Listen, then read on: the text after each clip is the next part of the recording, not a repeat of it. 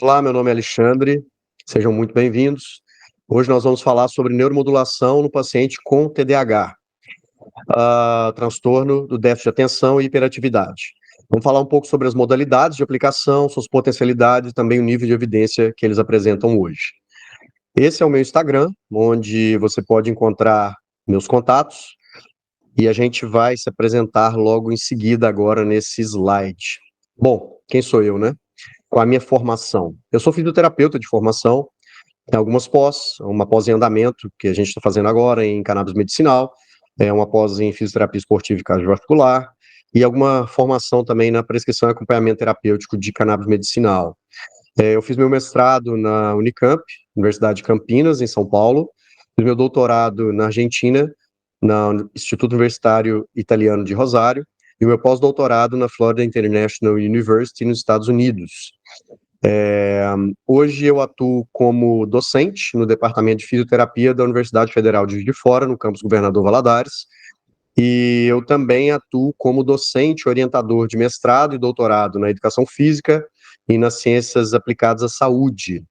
Eu também tenho um programa de pós-doutoramento em neuromodulação, onde eu supervisiono no meu laboratório, e também atuo como mentor num programa de mentoria da Sociedade Internacional de Neuromodulação. Já fui coordenador do mestrado em Ciências Aplicadas à Saúde, também ministro aulas em algumas pós-graduações lato sensu, temos uma quantidade bastante significativa de artigos publicados, e tenho tanto ministrado palestras e formações na área de biomecânica e na área também de neuromodulação no Brasil e no exterior. Hoje nós contamos com algumas parcerias interessantes para essas duas linhas de pesquisa que nós atuamos, que é a biomecânica e a neuromodulação, sendo que a mais recente delas é com a Escola de Medicina da Universidade de Harvard, para que a gente faça um trabalho em conjunto, né, tanto ministrando uma consultoria, quanto também coletando dados.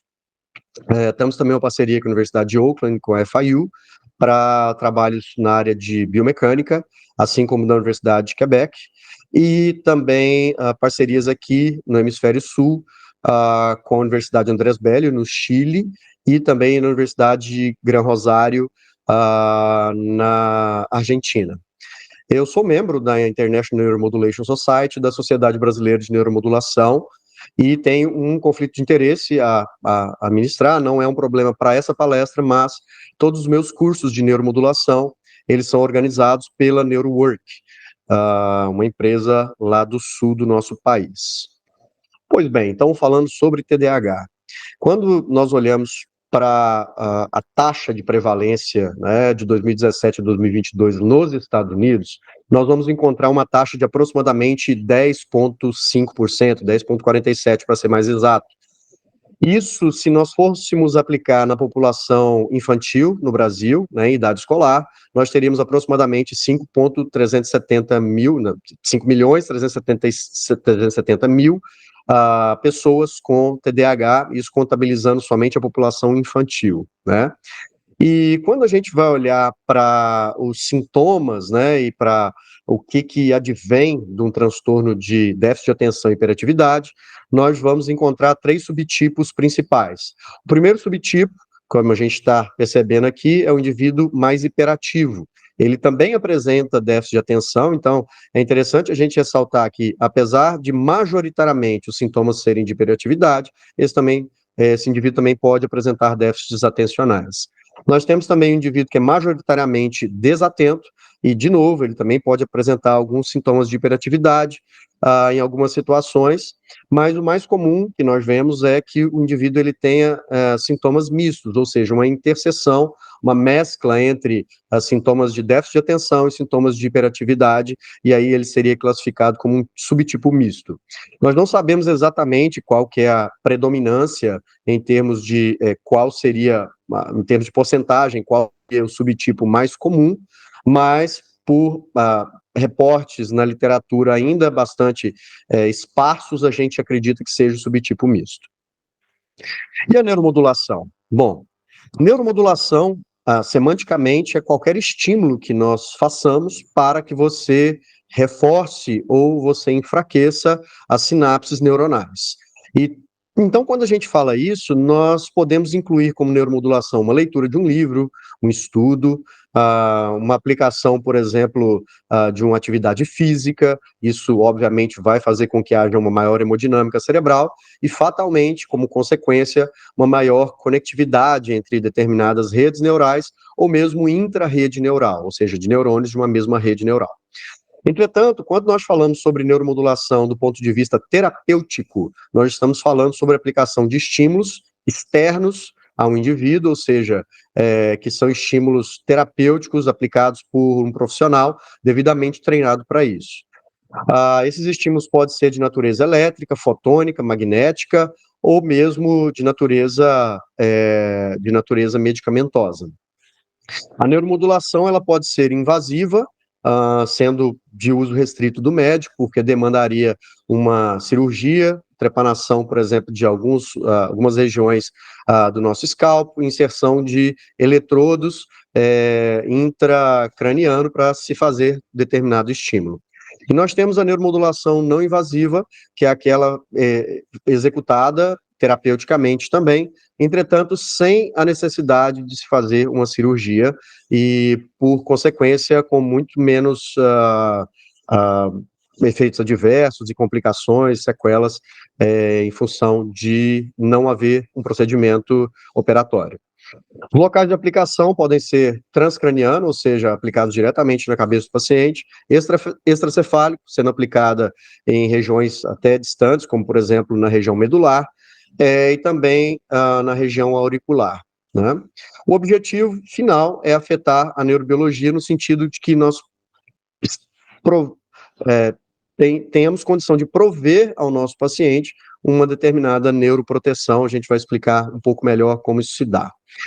Bom, algumas modalidades aqui de aplicação. Aqui nós estamos vendo aplicações invasivas, né, onde aqui nesse caso um estimulador foi aplicado diretamente na região cerebral e nós temos aqui uma bateria, então os estímulos elétricos são aplicados aqui diretamente no cérebro do paciente, na região cortical. Nós temos também um outro subtipo bastante interessante e que vem sendo estudado mais recentemente, que é o ultrassom ultrafocal, também é um ultrassom de uso restrito médico e que é aplicado principalmente em casos de Parkinson, tremor essencial, para que haja uma ablação de determinadas regiões e o paciente ele tenha uma diminuição dos seus sintomas motores. Nós temos aqui talvez a mais comum e que nós vamos falar mais no dia de hoje, que seria a estimulação elétrica transcraniana de corrente contínua ou por corrente contínua, e ela é bastante, talvez seja o método que nós mais tenhamos publicações hoje disponíveis para referência. Temos uma aplicação também eletromagnética, onde aqui nós temos uma bobina. Essa bobina, ela forma um campo magnético bastante interessante e ela pode ser também ultrafocalizada para aplicação em regiões mais específicas. Já o TDCS, ele é menos específico, ele abrange áreas mais, digamos assim, maiores, né, áreas maiores do encéfalo do nosso paciente. Temos também a fotobiomodulação, onde a gente pode aplicar terapia por laser e também por LED, no nosso paciente, com diferenças claras, né, entre a aplicação por laser e por LED, justamente pelo laser ser uma terapia de aplicação mais coerente, então o feixe é bem retilíneo, e no LED o feixe ele é bastante dispersivo, sendo não coerente a sua aplicação. Isso pode ser feito transcraniano ou também intranasal, e aqui a gente tem uma ação, por exemplo, quando a gente aplica de 660 nanômetros, e a gente vai ver que existem faixas terapêuticas para aplicação da fotobiomodulação. Você pode ter um efeito indireto através da estimulação de mitocôndrias dispersas no sangue, que vão posteriormente ser utilizadas aqui como produtoras de energia, né, fábricas de energia, aqui para nossas células encefálicas. Temos aplicação também auricular, que seria a estimulação auricular vagal, né, então estimulando o nervo vago, então, por assim dizer, nós estamos neuromodulando o sistema nervoso periférico, sistema nervoso neurovegetativo, no caso, também com a produção de neurotransmissores, existem evidências bastante interessantes, tanto por ressonância nuclear magnética funcional, quanto em estudos pré-clínicos, mostrando que há, sim, uma liberação maior de alguns neurotransmissores de interesse em algumas patologias, como, por exemplo, o GABA, na patologia da depressão, para o controle justamente desses sintomas advindos da depressão. Então, você tem indicações muito fortes aí para aplicação de algumas dessas técnicas. Temos a possibilidade de fazer estimulação do nervo vago também na região cervical, né? Na região cervical, especificamente, nós temos alguns problemas, porque aqui nós temos a artéria carótida e também a jugular, que tem baroreceptores, e nós sabemos que a aplicação de uma corrente elétrica, mesmo que despolarizada, ela pode estimular esses baroreceptores e aí causar no nosso paciente alguma alteração de hipo ou hipertensão no caso dessa aplicação. Portanto, essa aplicação também precisa ser bastante estudada antes da aplicação, para que seja bem recomendada em casos bastante específicos no paciente que necessita da estimulação vagal cervical. Bom, e a pergunta que a maioria das pessoas me fazem quando eu menciono neuromodulação é se nós temos evidências para aplicação. Como eu disse para vocês, eu vou falar mais sobre o TDCS, porque talvez seja o carro-chefe da neuromodulação hoje, não só no Brasil, como no mundo, e como a gente pode perceber quando nós fazemos uma pesquisa simples, né, somente com um termo, um descritor, que é o TDCS, Transcranial Direct Current Stimulation, nós vamos ver que nós encontramos cerca de 8.900 resultados aqui. Claro, muitos desses trabalhos, eles não são trabalhos de alta qualidade, mas dentre esses aqui nós encontramos também bastantes estudos controlados randomizados e também revisões sistemáticas com meta-análise, mostrando que realmente há um efeito positivo no uso da estimulação transcraniana por corrente contínua em diversas aplicações, inclusive no TDAH. Aqui, mostrando para vocês, quando a gente adiciona, né, a sigla do TDAH como descritor, que seria ADHD, nós vamos encontrar 121 resultados, bem menos, e também de forma mais recente. A gente percebe que, a partir do ano 2010, aproximadamente, nós temos aí um interesse maior na pesquisa com a estimulação transcraniana por corrente contínua no transtorno. Ainda assim, nós vamos perceber que a grande parte desses estudos são estudos de qualidade, como a gente vai ver mais à frente na nossa fala. Bom, exatamente o que é o TDCS? Quando a gente fala sobre o TDCS, normalmente as pessoas, elas ligam muito a aplicação do TDCS, que é uma corrente elétrica polarizada, ou seja, você tem um polo positivo e um polo negativo, um ânodo e um cátodo, respectivamente, mas elas associam muito a isso a eletroconvulsoterapia, ou vulgarmente chamado de eletrochoque, que acontecia muito em instituições manicomiais, com pacientes psiquiátricos, e esses pacientes, eles recebiam uma carga muito alta, uma amperagem muito alta, e esses pacientes tinham convulsões e tudo mais, e até hoje existe a eletroconvulsoterapia, entretanto, não é mais uma aplicação tão comum, né? Ela tem indicações específicas, mas ela deve ser feita, como já mencionado, com uma supervisão para o médico, e é bem diferente disso aqui. A corrente que nós aplicamos com o TDCS, ela varia entre 1 e 2 miliamperes, que é bem menos do que o neurônio, inclusive, precisa para fazer sua despolarização. Então, o TDCS sequer é capaz de fazer um neurônio despolarizar. Então, isso nos dá uma segurança muito grande da aplicação do TDCS. Foram feitos estudos de tolerabilidade de corrente, foram feitos estudos de segurança da aplicação dessa técnica, e essa aplicação é bastante segura, tá? Os efeitos diversos reportados são sempre classificados como leves, e normalmente eles têm uma associação com uma reação à própria aplicação da corrente. Como é uma corrente polarizada, você tem concentração de alguns íons, né, debaixo do ânodo e debaixo do cátodo. Então, você vai ter uma certa irritação na pele, uma vermelhidão que acontece, que assim que a aplicação ela se encerra, essa vermelhidão ela tende a desaparecer. Esse é o efeito adverso mais comum. Outros efeitos incluem dor de cabeça, que também é passageira, inclui também coceira e formigamento na pele, decorrente justamente da aplicação. Não há relatos na literatura de nenhum efeito moderado ou grave, né? E as aplicações de TDCS hoje ultrapassam centenas de milhares. O que nós vamos encontrar quando a gente analisa, por exemplo, uma ressonância nuclear magnética de um paciente, cerebral de um paciente, durante a aplicação de uma técnica como essa? Aqui nós estamos vendo a imagem, né? Nós estamos vendo aqui a imagem de cima, num corte transversal, e aqui num corte frontal, de anterior para posterior, como se a gente fizesse um corte. E a gente está percebendo o seguinte, que existem áreas mais avermelhadas, outras áreas mais amareladas, outras áreas mais esverdeadas, né, ou um azul bastante claro, e também áreas mais azuladas. Quanto mais vermelho, ou seja, quanto mais próximo do vermelho estiver a cor, né, e do amarelo, mais nós vamos ter um aumento da hemodinâmica cerebral acontecendo aqui. Então, a hemodinâmica cerebral ela é uma medida bastante fiel do metabolismo celular que está acontecendo ali, ou seja, quanto mais vermelho a gente encontra, mais metabolismo aumentado nós temos aqui das células. Então, isso aqui, durante a aplicação do TDCS, a gente chama essa técnica de ressonância nuclear magnética funcional.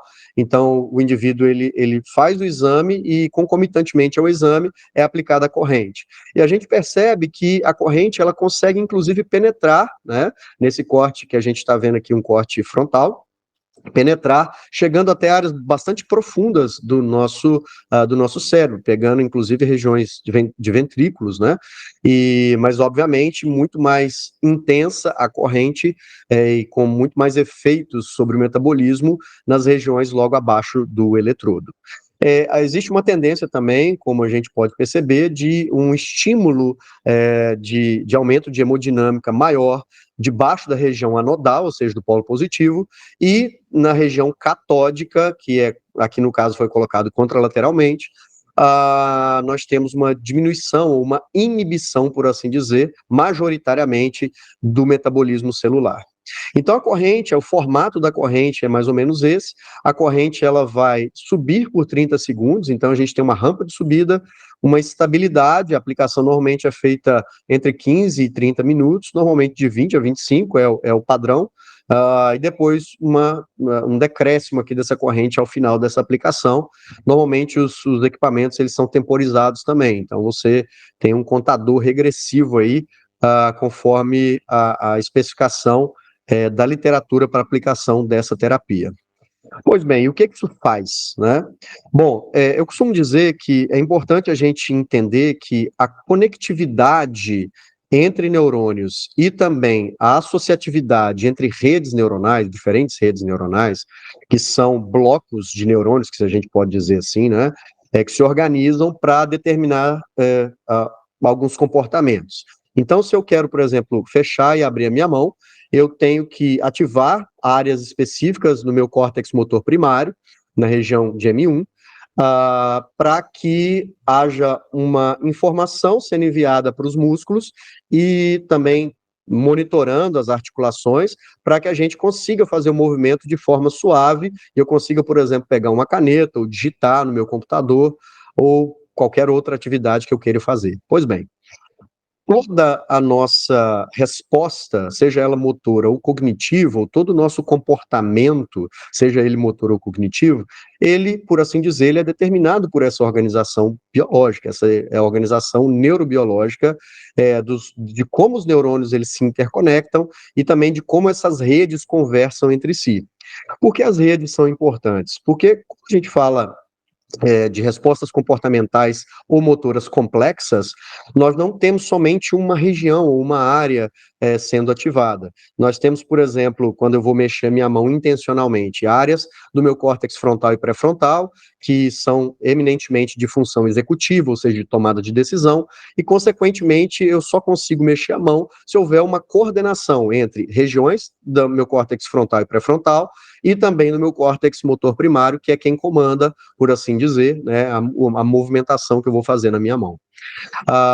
Se eu faço isso, por exemplo, de uma forma involuntária, quando eu estou andando, por exemplo, quando estou mexendo ou digitando no computador de forma mais ou menos semi-automatizada, nós ainda entramos aí com projeções do cerebelo, por exemplo, para controlar esses movimentos. E aí nós temos uma série de consequências em relação a isso, em termos de neurotransmissores, né? Então, você teria, por exemplo, a atuação do sistema glutamato-glutamina, para neurotransmissores excitatórios. Você tem uma modulação dopaminérgica, por exemplo, para que exista uma representação cortical cerebelar, né? E você tem aí também alguns interneurônios inibitórios com neurotransmissores como o GABA, fazendo com que haja uma regulação, por assim dizer, anterógrada, né, dessa passagem de estímulos. Nós ainda temos o sistema endocannabinoide, que é uma estimulação, não seria uma estimulação, mas uma regulação retrógrada, feito do neurônio pós-sináptico para o neurônio pré, ou seja, o neurônio pós conversando com o neurônio pré, falando para ele que já deu, né, que não é interessante mais a liberação de neurotransmissores, porque a mensagem entre o neurônio e outro já foi passada. Então, o que eu estou querendo mostrar para vocês aqui é que é um sistema bastante complexo de redes neurais que vão determinar os nossos comportamentos, sejam eles normais ou aberrantes, né? E quando a gente fala de comportamentos aberrantes, a gente fala, inclusive, desses comportamentos de hiperatividade e comportamentos de falta de atenção. Esses comportamentos podem estar associados a essa falha ou essa interconexão neuronal ou de redes de forma inadequada.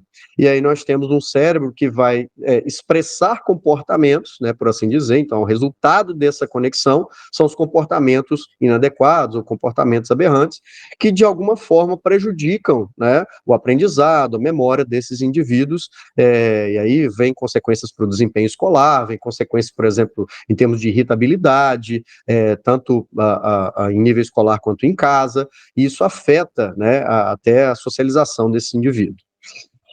A pergunta que a gente se faz, então, então a gente viu até agora, né, a característica do TDAH, a gente viu as características da neuromodulação, e vimos que o nosso cérebro funciona através dessa construção, né, de conectividade entre neurônios que, no final das contas, determina o nosso comportamento.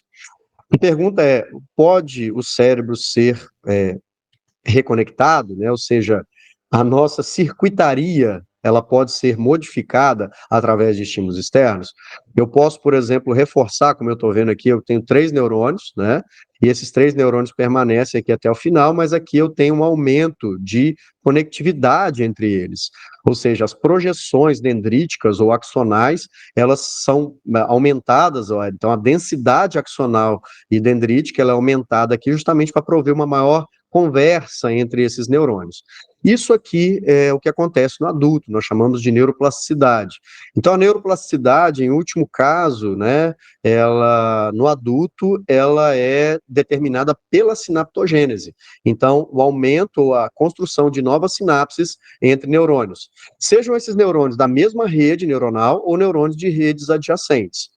Na criança, a gente ainda tem a possibilidade, né, principalmente na criança nessa primeira infância, de neurogênese. Até no adulto, em algumas regiões, por exemplo, regiões hipocampais, nós ainda temos neurogênese, que é a renovação, o turnover de neurônios. Mas isso não é característica principal, né, da neuroplasticidade no adulto. No adulto, a neuroplasticidade ela é eminentemente sinaptogênica, né? E aí a gente tem duas vias da sinaptogênese, que é a sinaptogênese homocináptica, né, ou a plasticidade homocináptica e a plasticidade heterosináptica. Muito bem, como que isso acontece, né, de modo bastante simplificado? É claro que isso aqui envolve uma série de outros conceitos, aqui é uma palestra bastante aberta, então a gente vai ser bastante simples na hora de fazer as nossas colocações aqui. Isso, obviamente, exige um aprofundamento bastante maior, caso a gente queira entender melhor, né, esse funcionamento e como a sinaptogênese ocorre. Então a gente tem uma nova ação, um novo pensamento, uma nova informação chegando, que causa uma ativação sináptica por consequência, e essa ativação sináptica, ela pode se dar de duas formas, de forma mais enfraquecida e, obviamente, uma sinapse que não é fortalecida, ou seja, a passagem de neurotransmissores do neurônio pré para o neurônio pós, ela não é uma passagem significativa, e aí nós não alteramos essa sinapse. Nós podemos ter a passagem do estímulo, entretanto, não precisamos necessariamente ter a sinaptogênese ou formação de novas conexões.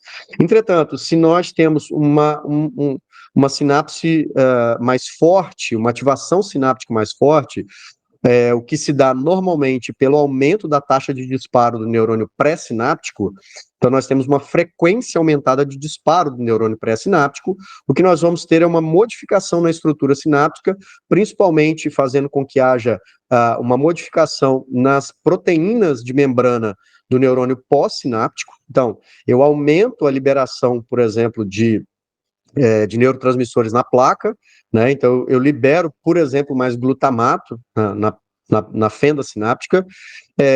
Esse glutamato em excesso, entre aspas, aí, né? Ele vai estimular mais receptores de membrana, pós-membrana, passando o estímulo para frente. Só que isso feito de forma frequente faz com que a membrana, com que a célula pós-sináptica, o neurônio pós-sináptico, ele tenha que se adaptar. Né? Assim como a gente fazendo um exercício na academia, o nosso músculo se adapta, ficando mais hipertrofiado para responder aquela sobrecarga, nós também vamos ter uma alteração no neurônio pós-sináptico, porque nós estamos entregando mais neurotransmissores ali naquela fenda sináptica. Consequentemente, mais proteínas de membrana são sintetizadas. E, obviamente, quanto mais proteínas de membrana tem, mais receptores eu tenho para os próprios receptores, para os próprios neurotransmissores que estão sendo liberados. Isso quer dizer que o estímulo ele vai passar de forma mais rápida e de uma forma mais consistente através do neurônio. Então, essas mudanças na estrutura sináptica fortalecem as conexões entre os neurônios. Isso faz com que haja, então, uma que a gente chama de potencialização de longo prazo, e, obviamente, isso está associado com o aprendizado, a formação de novas memórias, ou fortalecimento da nossa memória associativa e também da memória de trabalho, que é a memória de curto prazo. Isso, feito de forma sistemática ou de forma constante, através, por exemplo, da entrega de uma terapia, vai afetar nossos hábitos, nossos comportamentos, porque nós somos o resultado justamente dessa interconexão entre neurônios e entre redes neuronais, como a gente já mencionou anteriormente. Então, para que eu tenha uma mudança comportamental no meu paciente, eu tenho que considerar o fator neurobiologia, porque eu preciso que todo esse processo ele ocorra para que o paciente ele possa ter condições neurobiológicas para expressar um comportamento melhor.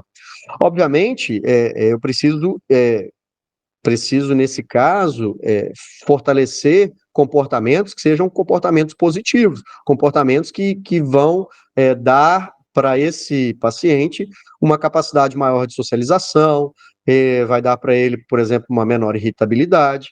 Então, isso faz total diferença quando eu direciono o estímulo que eu estou dando. Seria muito interessante se a gente pudesse, né, de forma direta, estimular, por exemplo, então, na cabeça do meu paciente através da corrente elétrica, né, de baixa intensidade ou de baixa, de baixa amperagem, nesse caso aqui, aplicando o anodo. Então, eu faço com que a corrente ela entre pelo anodo e ela saia pelo cátodo. Quando isso passa pelo neurônio, o que vai acontecer é que nós vamos ter um soma, quando ele está próximo do anodo, um corpo neuronal mais propenso à despolarização, tá? Então eu vou ter um aumento metabólico aqui, justamente no soma, que é o que a gente precisa, tá? Para que haja uma maior despolarização, um maior fortalecimento da sinapse, como a gente mencionou no slide anterior, nós precisamos fortalecer aqui, ou aumentar o metabolismo do corpo neuronal e não do axônio, né? Porque a despolarização começa aqui. Do contrário, quando a gente tem a corrente saindo, né, nós vamos ter aqui o soma mais propenso a uma hiperpolarização, então tem mais dificuldade na passagem do estímulo, consequentemente aqui a gente tende a uma inibição da passagem do estímulo sináptico, tá bom? Bom, muito bem. Seria isso muito legal se os nossos neurônios eles fossem todos nessa mesma direção, ou seja, que todos os neurônios eles estivessem, né, com o nosso com o axônio para cima e com o corpo celular para baixo. Mas não é isso que acontece. Quando a gente olha, por exemplo, para o nosso cérebro, nós vamos perceber que ele é cheio de reentrâncias, né? São os nossos giros. Então ele tem vales e regiões apicais, onde a corrente vai ter que se adaptar à passagem, né? Isso aqui é uma modelagem de corrente, que a gente está vendo aqui seria a aplicação anodal e aqui a aplicação catodal, e realmente debaixo desses eletrodos nós percebemos que aqui nós temos um aumento do metabolismo celular e aqui uma diminuição do metabolismo celular. Entretanto, na região entre esses dois eletrodos, nós percebemos que há um misto entre estimulação e inibição acontecendo aqui, justamente por causa desse relevo que nós encontramos no nosso cérebro. Então, é possível que, inclusive, nós tenhamos inversões de polaridade, dependendo da forma como nós aplicamos aqui a corrente, e, obviamente, para isso precisa que nós tenhamos um estudo mais aprofundado, né, e uma modelagem para que a aplicação seja realmente efetiva. Então, o nosso neurônio ele pode estar em diferentes direções, aqui é a direção que a gente mencionou anteriormente, quando nós temos aqui o polo positivo e o polo negativo aqui embaixo, mas se ele estiver de forma invertida, nós vamos ter o contrário acontecendo, então o neurônio é hiperpolarizado aqui, né, o que não é interessante para disparo neuronal. Se o neurônio estiver deitado, né, entre aspas aqui, nós temos um equilíbrio entre excitação e inibição, e se nós temos neurônios, né, que tem um axônio, por exemplo, múltiplo, nós vamos ter aí também uma alteração nas respostas, dependendo de onde essa terminação axonal ela vai chegar. Bom, ok. Então, como isso funciona, então? Como eu posso, então, trabalhar redes neurais de interesse, já que nós temos aí diferentes tipos, né, ou diferentes posicionamentos neuronais? Vamos entender que a gente tem aqui no nosso cérebro, né, redes que são de interesse, que eu gostaria de estimular no meu paciente com TDAH, e redes que eu não tenho interesse de estimular no meu paciente com TDAH. E, obviamente, quando eu ligo a corrente, né, quando eu aplico o TDCS, a corrente vai fluir pela área toda. Ele não vai diferenciar, né, como a gente está vendo aqui, entre neurônios que eu quero ativar e neurônios que eu não quero ativar. O que vai dar realmente, por assim dizer, o foco é uma modulação preferencial. Eu vou ter que fazer uma estimulação que seja funcional, ou seja, eu tenho que prover um alvo.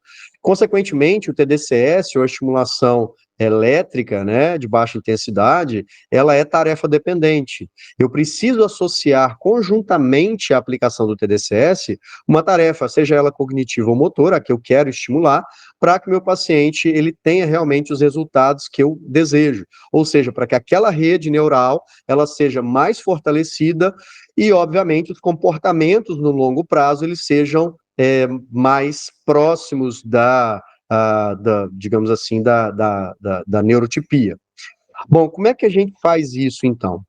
Nós vamos trabalhar com o TDCS conjuntamente com uma atividade. Então, se eu quero, por exemplo, meu paciente com TDAH estimular a memória, eu vou fazer um jogo de memória com esse paciente, eu vou fazer, talvez, um jogo de recall, né, com ele. Eu posso fazer, por exemplo, um jogo de cartas, então ele tem que saber o posicionamento das cartas, por exemplo, ele virar as mesmas cartas. Eu posso fazer um treinamento cognitivo com esse paciente, né?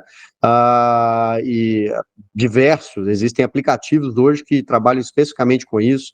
Posso fazer um trabalho, por exemplo, matemático com ele, se essa é uma zona de interesse que a gente vai ter.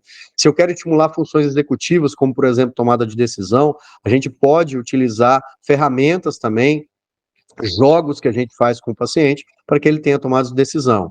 Se eu quero estimular um comportamento motor, por exemplo, então eu posso estimular um determinado comportamento motor. Recentemente, nós fizemos uma avaliação, por exemplo, de uma paciente que ela tinha uma alteração vestibular importante e na plataforma de força, através do teste de integração sensório-motor modificado, a gente conseguiu detectar isso, que predominantemente ela tinha uma alteração vestibular, coclear especificamente, e com um trabalho motor específico, a gente fez junto com o TDCS na região cerebelar, um trabalho de estimulação dopaminérgica, nós conseguimos diminuir bastante, tanto é que ela entrou numa zona de normalidade em termos de equilíbrio para a sua faixa etária. Então é possível você associar o TDCS, e é o desejável que você associe o TDCS, a aplicação do TDCS, com uma tarefa, seja ela cognitiva ou motora. Então, o que a gente viu até agora foi que se eu dou poucos disparos, né, para aquele neurônio, nós vamos ter aí a passagem do estímulo de forma também bastante débil. Entretanto, se eu dou uma frequência de disparo maior, principalmente no neurônio pré-sináptico, eu vou ter uma liberação maior aqui de neurotransmissores, como a gente está vendo aqui, e esses neurotransmissores, em última análise, vão estimular o neurônio pós-sináptico a produzir mais proteínas de membrana com receptores para esses próprios neurotransmissores aqui, tá? Então, o aumento da frequência de disparo aumenta também a neurotransmissão e, no longo prazo, estimula a produção de proteínas de membrana. Uma delas é a AMPA, tá? É um nome complexo, não vou ficar aqui falando para vocês, mas é uma proteína de membrana, e temos também a NMDA, mas especificamente a AMPA, ela é mais produzida aqui com esses estímulos. E aí nós vamos causar, né, quando a gente tem um aumento da frequência de disparo, uma potencialização de longo prazo que permanece durante um tempo. E nesse período aqui é que nós temos a potencialização de longo prazo, muito associada com memória e aprendizado, justamente fortalecendo as interconexões entre redes e entre neurônios, que é o que a gente quer para a modificação de comportamento. Falando um pouquinho só, para a gente, né, finalizar essa parte, sobre a estimulação, como eu disse para vocês, através do cannabis medicinal, são os canabidioides. Nós temos um sistema interno no nosso corpo, chamado de sistema endocannabinoide. Tem uma palestra no meu canal do YouTube, então vocês podem acessar o meu canal, Steam for Brain, né? STIM 4 Brain, cérebro em inglês, Steam for Brain, falando sobre justamente a estimulação feita por a aplicação de canabidiol e THC nos pacientes com autismo. Então, nós temos aqui um neurônio pré-sináptico, um pós-sináptico e um interneurônio inibitório. Nós temos aqui os receptores do sistema endocannabinoide, no caso seria o CB1, e aqui nós temos também os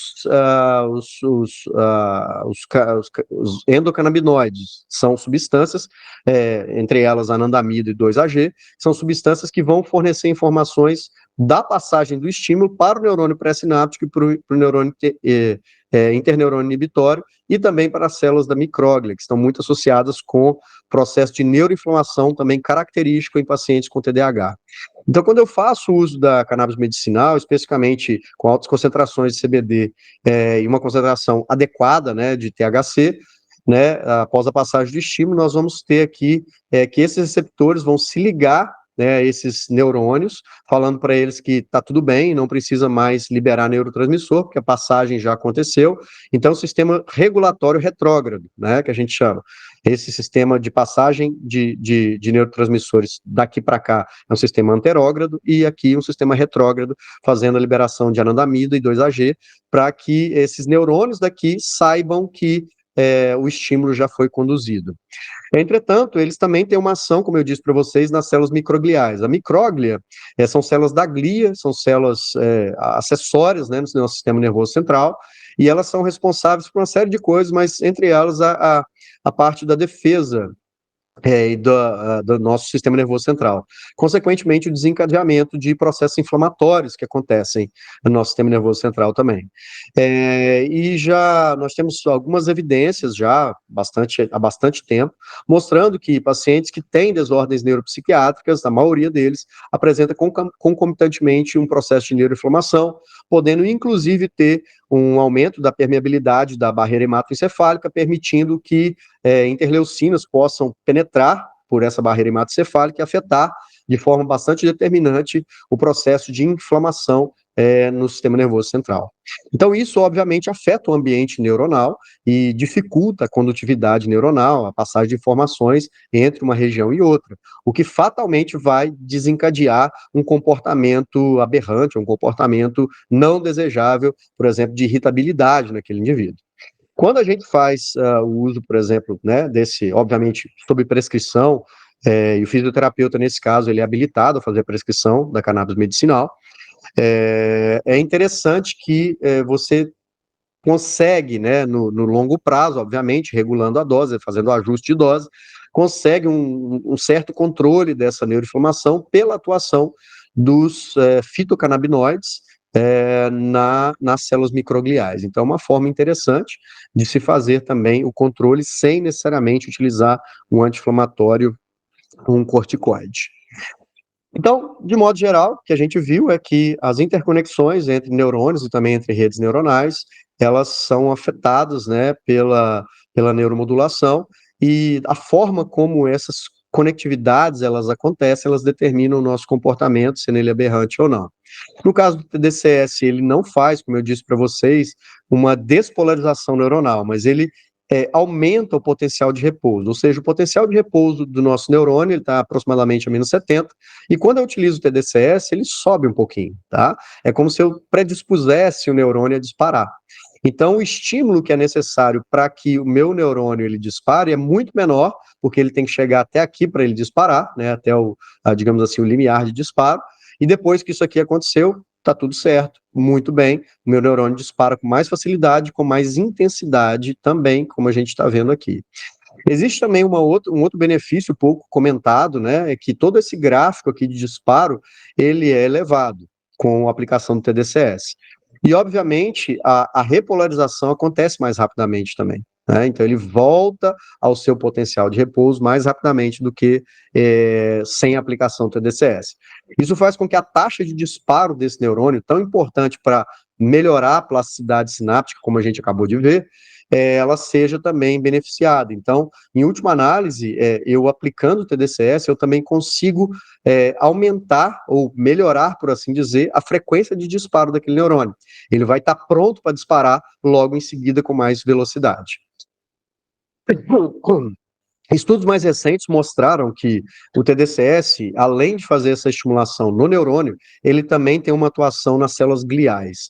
Então, quando a gente faz a estimulação com o TDCS, eu não vou me ater a detalhes aqui, porque é um processo bioquímico e no nosso curso a gente fala bastante sobre isso, mas explicamos bem em detalhes, mas aqui a gente tem que ser um pouco mais rápido, mas o que a gente tem é um aumento na hemodinâmica cerebral, independentemente do metabolismo neuronal. Então, é de se esperar, por exemplo, que quando eu aumento o metabolismo do neurônio, que, claro, eu tenho um aumento da hemodinâmica, porque o neurônio está trabalhando mais, um aumento metabólico exige mais sangue, né, chegando para que haja uma maior quantidade de glicose e de oxigênio para que aquele neurônio possa funcionar, né, produzir aí o seu ATP e fazer com que todas as atividades elas sejam atendidas, todas as necessidades metabólicas.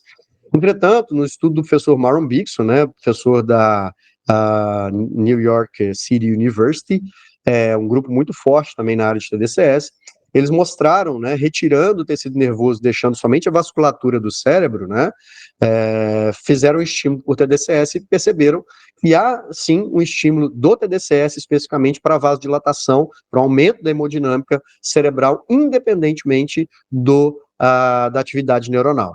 Isso quer dizer que se você aplicar só o TDCS, mesmo que você não aplique uma tarefa conjuntamente com o TDCS, ainda assim você vai ter um aumento na hemodinâmica cerebral, o que por si só já é um grande benefício, porque o aumento da hemodinâmica traz mais matéria-prima, né, para que os neurônios possam funcionar, e ao mesmo tempo, o aumento da hemodinâmica gera também uma resposta no líquido cefalorraquidiano. Então, o líquido cefalorraquidiano, ele é mais rapidamente processado, né? A gente chama isso de clearance do líquido cefalorraquidiano, que é justamente a taxa de renovação, ou seja, a produção e a reabsorção desse líquido cefalorraquidiano. E a gente tem que entender que, muito em função da barreira hematoencefálica, nós temos uma certa dificuldade na retirada de metabólitos do ambiente neuronal, né, por parte do sistema hemodinâmico. Então, o líquido cefaloquidiano, ele faz isso, né, então ele ajuda, auxilia, por assim dizer, na retirada de substâncias que, em tese, são mais tóxicas para o ambiente neuronal. Então, veja que a aplicação do TDCS, ela melhora o ambiente celular, né, melhorando, como eu já disse, a hemodinâmica, mas ele também atua de forma direta nos neurônios, aumentando seu potencial de disparo, né, a probabilidade desse neurônio disparar é melhor, e aí quando você aplica uma tarefa conjunta, você consegue fazer com que haja realmente no longo prazo, claro, né, repetindo essa tarefa, uma plasticidade sináptica e uma mudança comportamental. Então, como a gente está vendo aqui num gráfico de disparo neuronal, aqui é a estimulação, e aqui aplicando mais do que 1 miliampere, menor ou igual a 1 miliampere, aqui aplicando nada, o sham, uma estimulação simulada. Aqui não teve diferença durante a estimulação, aqui houve diferença, mas uma diferença discreta, aplicando até 1 miliampere, e acima de 1 miliampere uma diferença bastante maior, né, na amplitude de disparo desses neurônios, a porcentagem de disparo aí desses neurônios envolvidos, tá? Bom, a grande pergunta para a gente, né, entrar no último bloco da nossa fala aqui com vocês, então eu falei bastante de neurofisiologia para que a gente possa dar um contexto para justificar o uso de uma corrente elétrica, por exemplo, como uma terapia para tratar o TDAH. A pergunta que normalmente a gente se faz, e isso tudo é muito legal, mas eu realmente tenho melhoras dos sintomas do meu paciente quando eu faço a aplicação com o TDCS? Então, aqui a gente tem um nível de evidência muito alto, né, que é uma meta-análise. Então, foi feita uma revisão sistemática, a meta-análise é uma análise estatística, que a gente vê representada aqui nesse gráfico, eu já vou explicá-lo, e aqui também uma análise dos riscos de viés desses estudos. A gente percebe que o risco de viés é muito baixo, quando você tem um quadrinho, né, mais esverdeado, demonstra que os estudos que foram incluídos, eles têm um baixo risco de viés. Alguns, né, um só alto aqui, alguns que a gente não conseguiu classificar, mas enfim, que os autores não conseguiram classificar. Então veja que é um estudo justamente incluindo diversos outros estudos feitos com pacientes com TDAH, mostrando que, no geral, nós temos um benefício, né, aplicado, isso aqui é o diamante, aqui são os vários estudos que foram colocados aqui, né, alguns do lado de cá, então tudo que está do lado de cá dessa linha pontilhada vermelha aqui, né, fora desse quadradinho, são estudos que demonstraram que não há efeito do TDCS para o TDAH. De forma dicotômica, nós temos do outro lado dessa, que estão inclusos aqui nesse retângulo que eu fiz aqui, mostrando para a gente que a maioria dos estudos, eles mostram que há um resultado, sim, com a aplicação do TDCS nos sintomas do TDAH. E o resultado final seria esse aqui, que é o diamante, que a gente está vendo aqui. Então, as melhoras que foram observadas, significativas, né, na memória de trabalho ou memória de curto prazo, e a gente tem que entender que para que a gente tenha memórias de longo prazo que representam, na verdade, nossos hábitos, os nossos comportamentos, nós temos que ter também a passagem dos estímulos pela memória de curto prazo. Então, a memória de trabalho, ela precisa vir antes, ela precisa ser estimulada antes para que eu tenha, posteriormente, com a repetição daquele estímulo, a formação de um novo hábito ou de um novo comportamento. Então, é necessário que passe pela memória de trabalho. E também uma melhora significativa no controle inibitório, principalmente com reações de irritabilidade nesses indivíduos.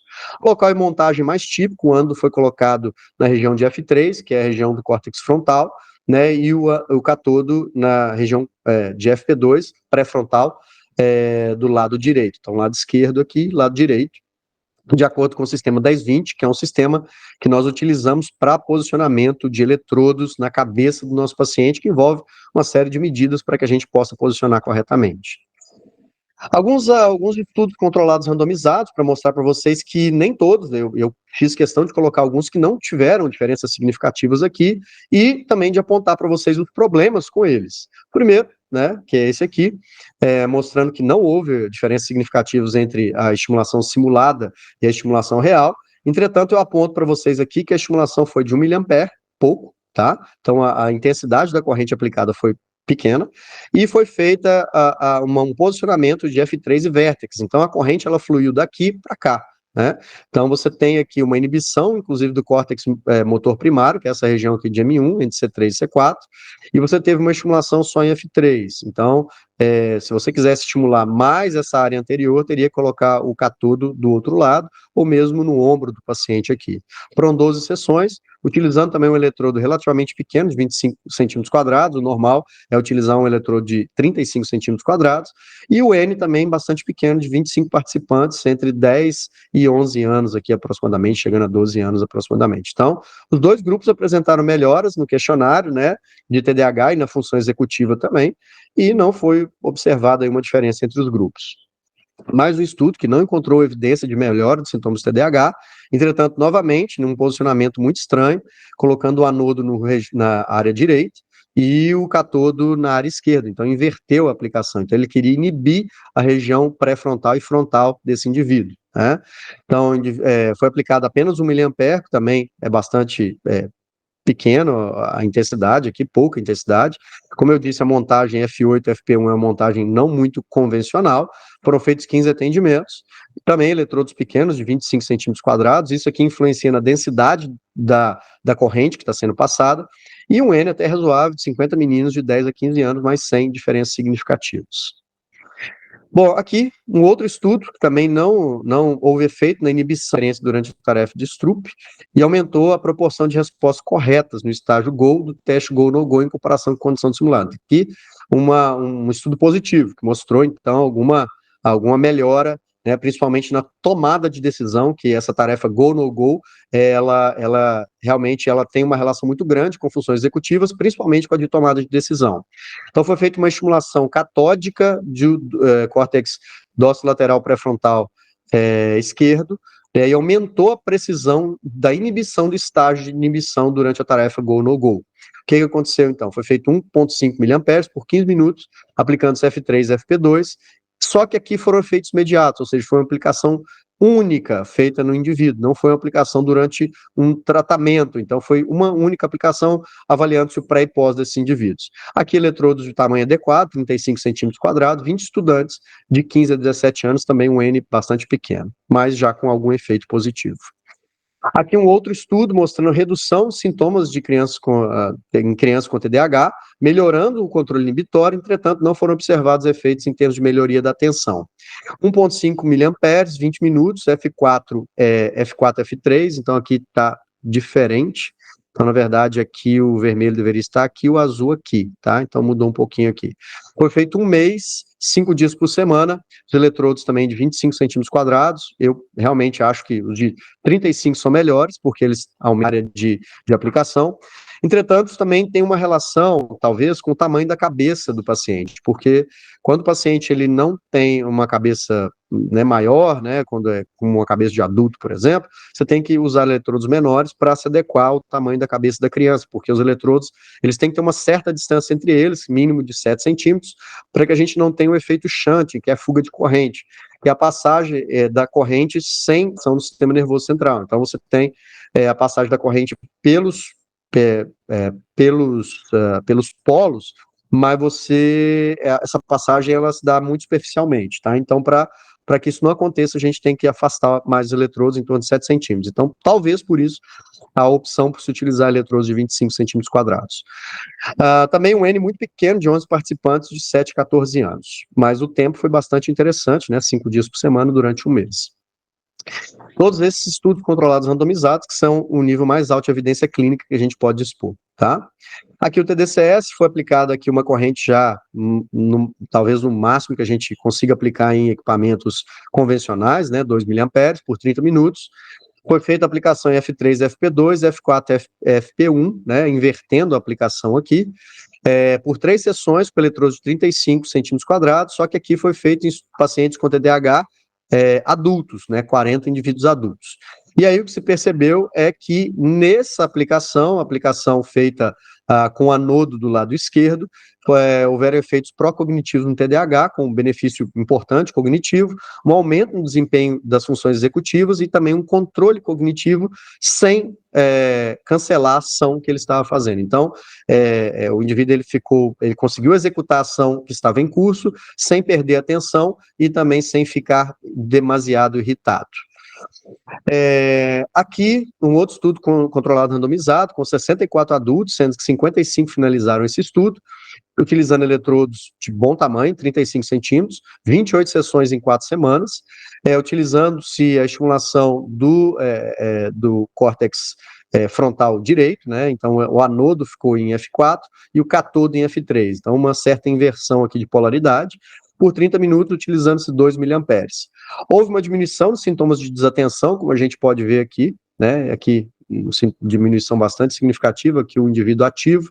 Então, aqui esses riscos atrás são de cada paciente em si, né? Então, o paciente que fez sham é o mais escuro, e o paciente que fez o modo ativo são pacientes que estão aqui em alaranjado, né? Então, aqui não tinha diferença no início, depois, no meio, 2 semanas depois, houve uma leve diferença, mas não muito significativa, e aqui, sim, uma diferença significativa nos scores, com diminuição dos sintomas de desatenção no grupo TDCS, ativa ao longo de 3 avaliações, comparando com o TDCS simulado.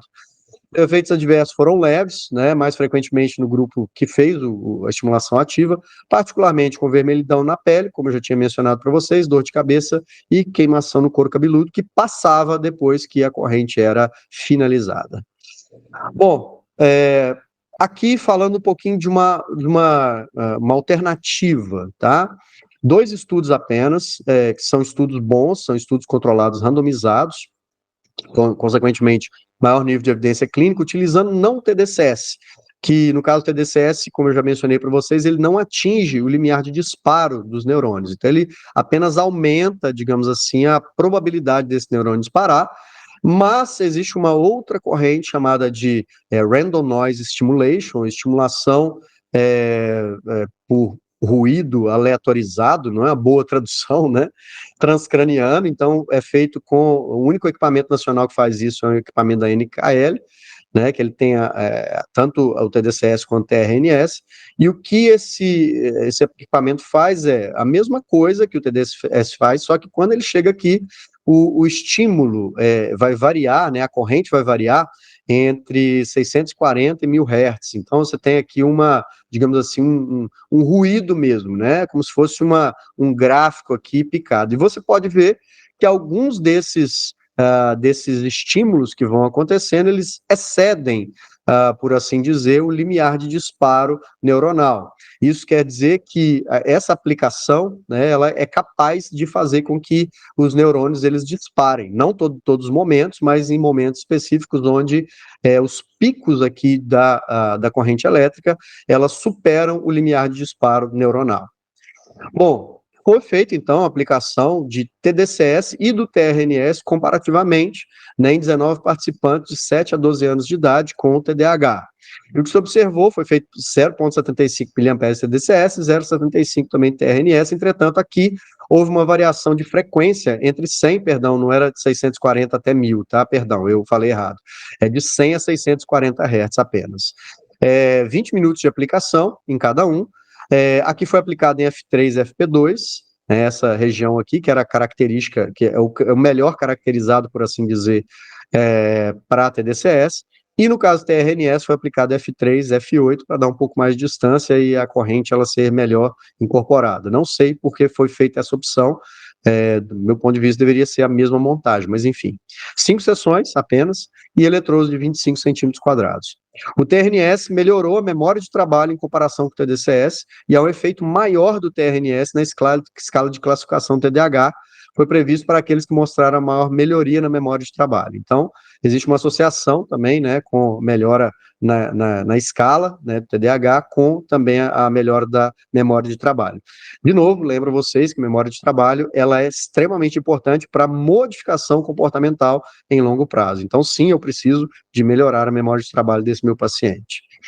E o outro estudo, também controlado, randomizado, utilizou o TRNS mais um treinamento cognitivo feito com o tablet, né? Então, associou o TRNS com o treinamento cognitivo. Quando a gente olha aqui para o gráfico, o Chan não teve resultado, entretanto, quando a gente vai ver o score total da escala de comportamentos, né, de TDAH, nós temos uma queda aqui a partir da primeira já avaliação. Foi feito também de 100 a 640 Hz por 20 minutos, F3 e F8, a mesma aplicação anterior, 5 sessões de eletrodos de 25 centímetros. Os achados apoiam essa eficácia, então, da aplicação do TRNS com o treinamento cognitivo na melhora dos sintomas do TDAH. Os efeitos foram relativamente mantidos em curto prazo, juntamente com seu excelente perfil de segurança, não encontrando efeitos adversos importantes na aplicação dessa terapia com o paciente. Bom, então, meu objetivo aqui era, obviamente, abrir o caminho, dar um pouco mais de visão, né, para vocês, não era uma intenção que você tivesse uma formação mesmo, porque isso leva bastante tempo, mas que você tivesse na sua mente que a neuromodulação, ela é uma oportunidade para que nós possamos tratar uma parcela bastante significativa da população, que vem sendo sistematicamente desatendida, tanto pelo sistema público de saúde, até mesmo pelos convênios e atendimentos particulares, principalmente porque a opção, a linha de trabalho inicial seria medicamentosa, e, por assim dizer, nós teríamos um problema grande aí com isso, principalmente associado aos efeitos adversos e também a importância de não se utilizar medicações, por exemplo, de controle de humor, por exemplo, em crianças, né, menores. Então, a gente tem aí toda uma possibilidade de tratamento que não traz efeitos adversos, uma remuneração adequada profissional, porque por ser uma técnica relativamente nova, o nosso paciente, ele tem interesse, ele quer fazer, mas ele precisa, obviamente, de entender como é que funciona, então é importante a gente explicar ao paciente tudo isso aí, e eu acredito, sim, que é uma possibilidade grande a gente começar a expandir, né, essas aplicações para pacientes com TDAH que realmente precisam de uma assistência um pouco mais próxima.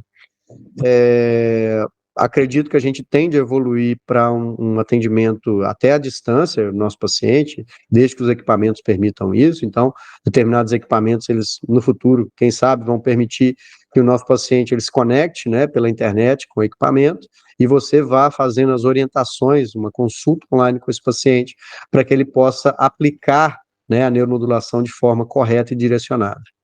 Eu agradeço a oportunidade de falar para vocês, espero que tenha sido bom, que você tenha pelo menos entendido as bases da aplicação da neuromodulação, especificamente no paciente com TDAH, já com bons níveis de evidência, mostrando que nós precisamos evoluir no nosso tratamento para que o nosso paciente tenha cada vez mais qualidade de vida e um bom atendimento de nossa parte. Deixo novamente o meu contato aqui, caso você tenha alguma dúvida, por favor, entre em contato conosco lá pelo Instagram. Obrigado, até a próxima.